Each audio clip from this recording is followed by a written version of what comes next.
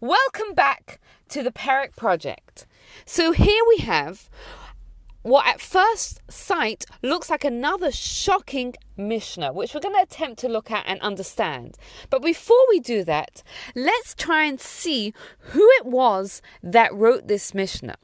So Rabbi Hanina ben Trajan, he lived during a tragic era of Jewish history. This was the era during the Jews were ruled by the Roman government, and they cruelly executed 10 of the greatest sages of that generation for the crime of teaching Torah publicly.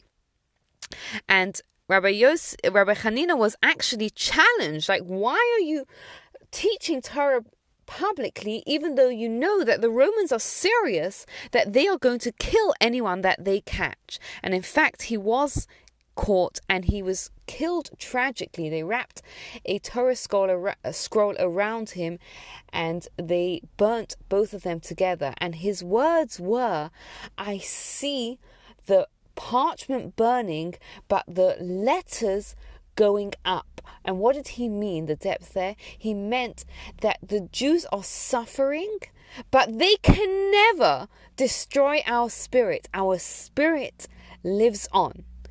Okay, so let's see what he is going to tell us. So he says, two people that sit together without words of Torah between them, it is like a session of scorners. What on earth does he mean by this?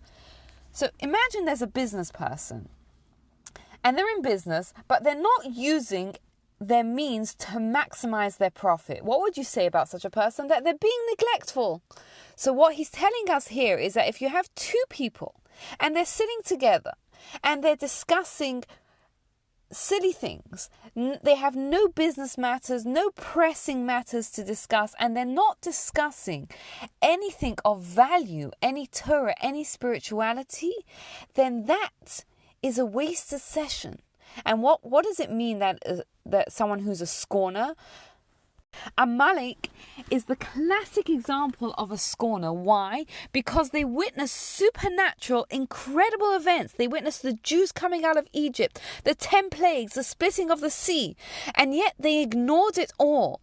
Torah is an opportunity.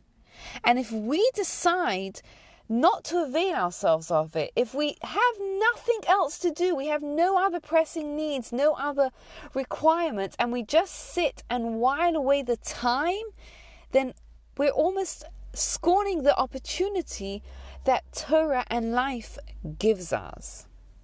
But on the other hand, he tells us that two people who sit together and discuss words of Torah between them, the divine presence, God, rests between them. They bring the presence of God into the world. In fact, the Kotzker Rav once asked someone, he said, "Where is God to be found?" And the person he asked answered what most of us would answer: God is everywhere. And he said, no. God is wherever we let him in. Whenever we decide to develop a sensitivity to listen to what God's messages to us are, and we can have them so many times during our day, these little things that happen that are little messages from God, but we get to interpret them. We choose to interpret them, and the more we do that, the more we are bringing God into our life and into the world. And he tells us that not just two people that study, but even a person on his own who studies Torah, who realizes that life is such a fabulous opportunity to have eternity through the study of Torah and spirituality, they will get a reward.